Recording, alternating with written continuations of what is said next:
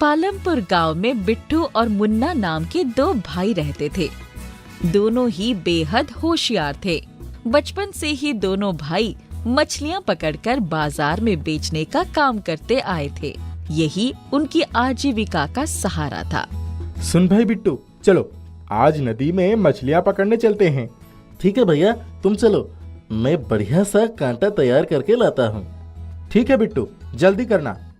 मुन्ना और बिट्टू दोनों भाई नदी के किनारे जाकर मछलियों का कांटे में फंसने का इंतजार करते रहते हैं। मुन्ना देख भाई, लग रहा है मेरे कांटे में कोई मछली फंसी है। अरे खींचो, जोर से ऊपर की तरफ खींचो। लग रहा है कोई भारी मछली फंसी है, आसानी से खींचा नहीं रहा है। अरे जोर से खींचो, ऊपर आ जाएगी मछली। बिट्टू ने मुन्ना के कहे अनुसार जोर से मछली पकड़ने वाली डंडी को ऊपर की तरफ खींचा। उसमें से कबाब बनाने वाली जाली फंसकर बाहर आ गई। ये क्या खींच लिया बिट्टू नदी में से तुमने? मुझे तो कबाब बनाने वाली जाली लग रही है। ये पकड़ो इसे हाथ में। मुन्ना के हाथ लगाते ही उस जाली को झटक देता है। जाली अभी भी मछली के कांटे में ही फंसी रहती है। क्या हुआ भाई, झटक क्यों रहे हो? ये जाली अंगार से भी तेज गर्म है। ये कैसे संभव है भाई? अभी तो इसे पानी से बाहर निकाला है। ये कोई आम जाली नहीं है, जरूर इसमें कोई जादू है। तभी ये बाहर की हवा के संपर्क में आते ही अंगार के जैसे जलने लगी। अब इस जाली में क्या जादू है, ये तो इसके ऊपर सेंके गए कबाब खाने के बाद ही पता चलेगा। एक बढ़िया बात है कि ये हमेशा गर्म रहेगा। हमें कबाब बनाने के लिए आग की जरूरत नहीं पड़ेगी। सही बोल रहे हो भाई, चलो अब कबाब बनाने की तैयारी करते हैं। बिट्टू और मुन्ना कबाब बनाने का सामान इकट्ठा करके उस गर्म जाली पर सेंकने लग जाते हैं। कबाब भी उस जाली पर काफी अच्छे से सेंक गया था। ये लो भाई, गर्मा गर्म कबाब तैयार है। देख तो काफी लजीज लग रहा है भाई। काश खाने से भी उतना ही लजीज लगे। ठीक है भाई, इसको खाकर देखते हैं। मैंने तो खाकर देख भी लिया, काफी स्वादिष्ट लग रही है भाई। ये लो, तुम भी खाओ। मुन्ना और बिट्टू ने उस कबाब को खाने के बाद थोड़ा बचा लिया ताकि शाम के वक्त दोबारा खा सके। शाम का पहर हो चुका था। मुन्ना और बिट्टू ने बचा हुआ कबाब खाने का दोबारा योजना बनाई। चलो भाई, कबाब बचे हैं, उन्हें भी खत्म करने हैं। चलो खाते हैं। थोड़ी देर बाद बिट्टू अचानक से बोलता है, गजब हो गया भाई, गजब हो गया। क्या हुआ भाई, क्या गजब हो गया? ये कबाब छूकर देखो पहले। ये तो सच में कमाल हो गया। अभी भी एकदम वैसे ही गर्म है जैसे बनकर उतरा हो जाली से। हाँ भाई, लग रहा है इस जादुई जाली पर बनने वाला कबाब भी जादुई हो जाता है, जो हवा के संपर्क में कभी भी ठंडा नहीं होता। हाँ भाई, अब हमें ठंडा कबाब कभी नहीं खाना पड़ेगा। कुछ दिनों बाद पालमपुर में एक अधिवेशन हुआ जहाँ पर जादुई धरोहर की खोज की जा रही थी। इनाम में विदेश यात्रा और सरकारी नौकरी रखी गई थी। क्या हम गांव के अधिवेशन में हमारे जादुई कबाब का जादू दिखाएं? अच्छा सुझाव है, हम जरूर जाएंगे। अधिवेशन शुरू हो चुका था। ये जादुई कबाब को आप अपने साथ लेकर जाइए। जब तक ये हवा में रहेगी कभी भी ठंडा और बासी नहीं होगी। आप किसी भी सफर या यात्रा में गर्म और ताज़ा खाना खा सकते हैं इस कबाब के रूप में। यह संभव नहीं है, कोई भी गर्म खाने की चीज़ हवा में ठंडी हो जाती है। ये कबाब 6 घंटे पहले ही बनाकर तैयार किया था मैंने। इसे छूकर देखिए।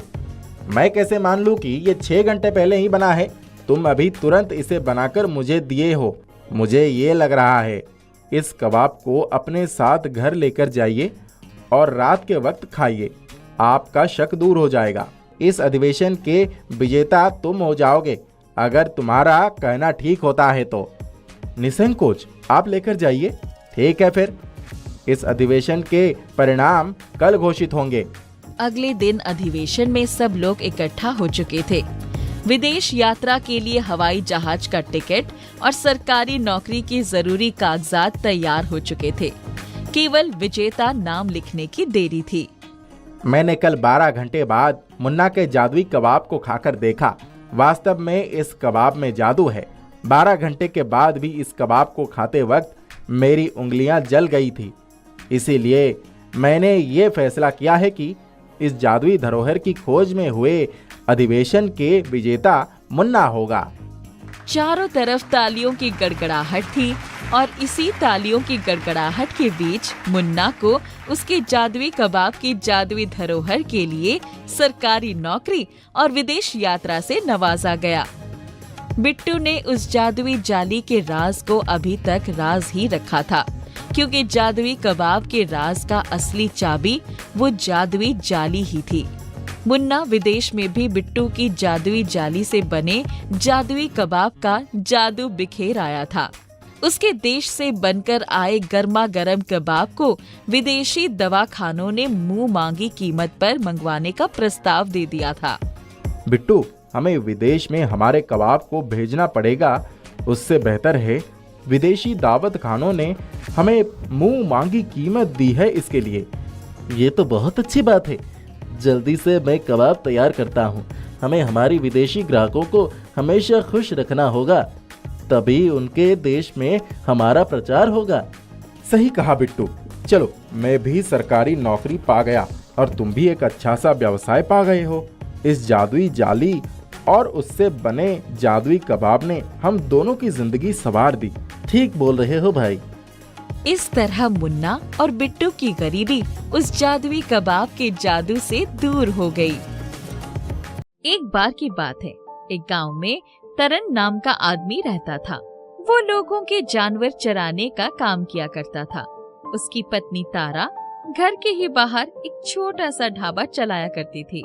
एक दिन तारा अपने ढाबे पर थी और तरन सेठ की बकरियां चरा रहा था। जब शाम हुई तो वो घर की तरफ वापस चलने लगा। तभी उसकी नजर पड़ी कि वहाँ पर एक घायल बकरी पड़ी हुई है। अरे, ये बकरी को क्या हो गया? पता नहीं इस मासूम बकरी को यहाँ कौन छोड़ गया। मुझे इसकी मरहम पट्टी करनी चाहिए।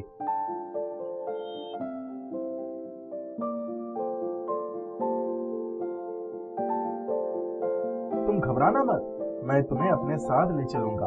और देखो, मेरे साथ कितनी सारी बकरियां हैं, तुम इनसे दोस्ती कर लेना। तरन उस बकरी के लिए और जड़ी बूटी तोड़ता है और सबको लेकर गांव की तरफ चल पड़ता है। फिर जब वो सेठ के घर पहुंचता है तो उस बकरी को देखकर कहता है, ये मेरी इस बकरी के चोट कैसे लगी? सरकार, ये आपकी बकरी नहीं है, ये मुझे जंगल में मिली थी। पता नहीं बेचारी को चोट कैसे लग गई। जंगल में मिल गई तो तू इसे यहाँ उठा ले आया मेरी बकरियों के साथ? हाँ, क्योंकि जंगल में इसको जंगली जानवर खा लेते। तो कृपया आप इसे रख लीजिए। चल ठीक है, छोड़ जा इसे। तरन खुश था कि उसने एक बकरी की जान बचाई है। वो सेठ के घर से निकलकर थोड़ा ही आगे बढ़ा था कि उसे याद आया कि बकरी के घाव पर लगाने वाली जड़ी बूटी तो उसी के पास रह गई। तो तरन वो देने वापस जाता है।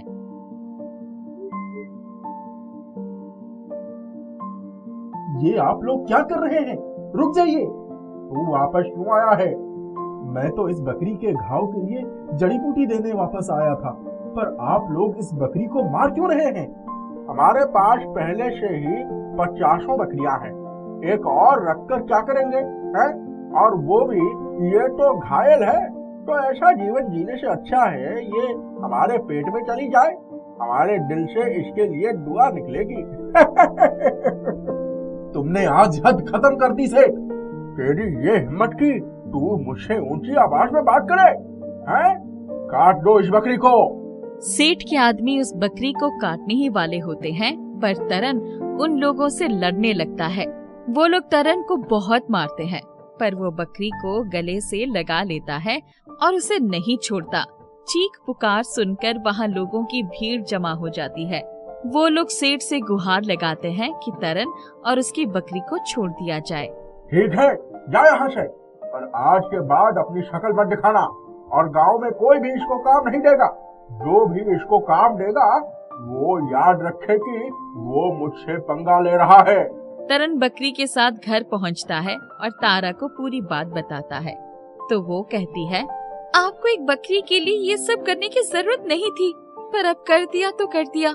कल से आप मेरे साथ मेरे ढाबे पर काम करिएगा। मैं जानवर चराता हूँ और अपनी आंखों के सामने एक जानवर को कट जाने दूं, ऐसा मुझसे नहीं हो पाएगा।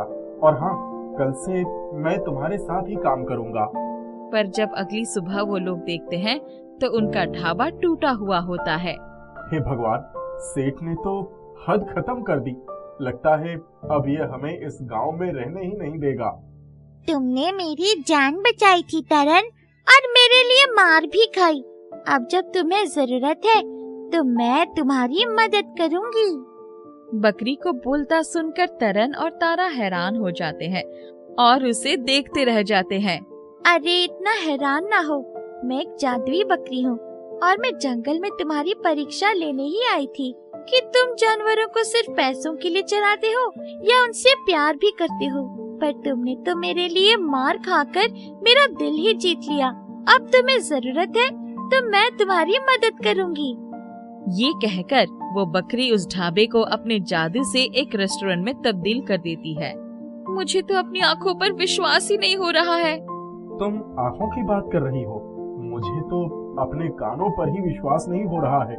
तभी अचानक वो बकरी बड़ी हो जाती है और उस रेस्टोरेंट को उठाकर अपनी पीठ पर रख लेती है और कहती है, अब ये बन गया तुम्हारा जादुई फ्लाइंग बकरी रेस्टोरेंट। ये न सिर्फ जमीन पर रहेगा बल्कि हवा में भी उड़ेगा, और इसमें तुम्हें कोई खाना बनाने की जरूरत नहीं है। तुम जो सोचोगे वो तुम्हें बना बनाया मिलेगा। और घबराना मत कि तुम इतना ऊपर आओगे कैसे। जो भी इस रेस्टोरेंट में आना चाहेगा वो मेरे जादू से ऊपर पहुंच जाएगा। मैं तुम्हारा कैसे शुक्रिया अदा करूं? तुम्हें शुक्रिया अदा करने की कोई जरूरत नहीं है, क्योंकि तुम इसके हकदार हो। उस दिन के बाद से तरन और तारा उस जादुई फ्लाइंग बकरी रेस्टोरेंट को चलाने लगते हैं। पूरा गांव उस रेस्टोरेंट को देखकर हैरान था। सब उसमें आते हैं और खाने का मजा लेते हैं। उस रेस्टोरेंट में आने वाले सभी लोगों का हर दुख दर्द दूर हो जाता था। तरन भाई, ऐसा रेस्टोरेंट तो किसी बड़े बड़े शहर में भी नहीं होगा। हाँ, सही कहा। यह रेस्टोरेंट तो जादुई है। इसके लिए हमें कहीं जाना नहीं पड़ता। ये हमारे घर के पास आ जाता है और फिर पूरे गांव का चक्कर लगाकर वापस हमें हमारे घर तक छोड़ देता है। हाँ, आप लोगों की इतनी प्रशंसा का बहुत बहुत धन्यवाद। पूरा गांव उस जादुई फ्लाइंग बकरी रेस्टोरेंट से बहुत खुश था, सिवाय एक इंसान, और वो इंसान था सेठ। ये तरन उस बकरी को बचाकर ले गया, और देखो कैसे उस बकरी ने उसको गांव का सबसे मशहूर और अमीर आदमी बना दिया। चलो उस बकरी को वापस लेकर आता हूँ। मैं उस बकरी से बात करूंगा, और अगर वो मेरे साथ चलने को राजी ना हो तो उसे मार डालना। ठीक है सेठ जी, चलिए। ठीक है सेठ जी, चलिए। सेठ अपने आदमियों के साथ मिलकर तरन के पास पहुंचता है और जादुई फ्लाइंग बकरी रेस्टोरेंट को नीचे बुलाता है। ए बकरी, तरन तुम्हें मेरे पास छोड़कर जा रहा था, पर मैंने तुम्हारे साथ गलत किया। मुझे माफ कर दो। ठीक है, जाओ, मैंने तुम्हें माफ किया। अच्छा, तो आओ, चलो मेरे साथ। नहीं, मैं तुम्हारे साथ नहीं जाऊंगी। क्यों? अगर माफ कर दिया है तो चलो ना मेरे साथ। मैंने तुम्हें माफ कर दिया है, पर मैं तुम पर विश्वास नहीं कर सकती। तुमने मुझे मारने की कोशिश की थी, और एक हत्यारे पर भला कोई कैसे विश्वास कर सकता है। ये सुनकर सेठ को गुस्सा आ जाता है और वो चिल्लाकर अपने आदमियों से कहता है, मारो इस बकरी को। सेठ का इतना कहना था कि सब आदमी बकरी को मारने दौड़ते हैं, पर वो बकरी अचानक उड़ने लगती है तो सेठ के आदमी उसको ईंटें पत्थर फेंक कर मारते हैं और एक आदमी बंदूक चलाने लगता है। ये देखकर बकरी को गुस्सा आ जाता है और वो अपना रूप छोटा करके नीचे आती है और रेस्टोरेंट को एक साइड रखकर सबके पेटों में बारी बारी सींग मारती है। ओह, बचाओ, बचाओ! ये बकरी बहुत खतरनाक है, बचाओ! तुम सब इसी लायक हो। तरन, बचाओ! तारा, बचाओ! ये बकरी हमें मार डालेगी। लालची सेठ, अब तुझे कोई नहीं बचाएगा। रुक जाओ बकरी, अपने असली आकार में आ जाओ। ये जिंदा रहने लायक नहीं है। तुम लोग इसकी जान क्यों बचा रहे हो? पहली बात तो ये कि सेठ माफी मांग रहा है तो हमें उसे माफ कर देना चाहिए।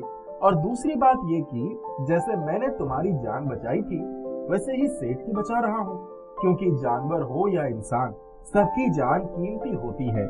तरन, तुम सच में एक बहुत अच्छे इंसान हो। सेठ और उसके आदमी तरन के पैर छूते हैं और वहाँ से भाग जाते हैं।